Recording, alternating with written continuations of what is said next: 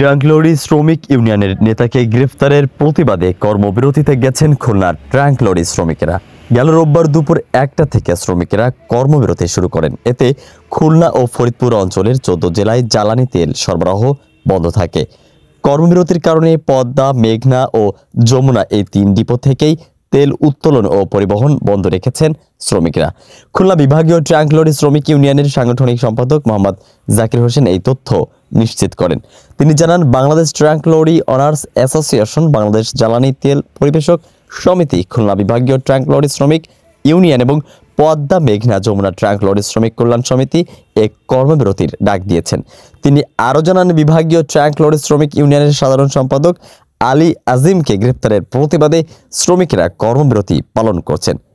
এ ঘটনার প্রতিবাদে শ্রমিকেরা যেখানে ছিলেন সেখানে গাড়ি রেখে প্রতিবাদ শুরু করেছেন। এদিকে রোববার নগরের নতুন রাস্তার কাছে বিআইডিসি সড়কের কাশীপুর মোড়ে দুপুর 1টা থেকে শ্রমিকেরা সড়কে এলোমেলোভাবে গাড়ি রেখে যান চলাচল বন্ধ করে দেয়। এতে খালিশপুর হয়ে দৌলতপুরের দিকে কোনো গাড়ি যাতায়াত করতে পারেনি। এছাড়াও এ ঘটনার 2 দিন পার হলেও কর্মবিরতির প্রত্যাহার না করায় জ্বালানি তেল সংকটের ভোগান্তিতে পড়েছেন যাত্রীবাহী বাস, ট্রাক ও মোটরসাইকেল চালকেরা। আজ মঙ্গলবার যশোরেও পড়েছে তার কর্মবিরতির প্রভাব।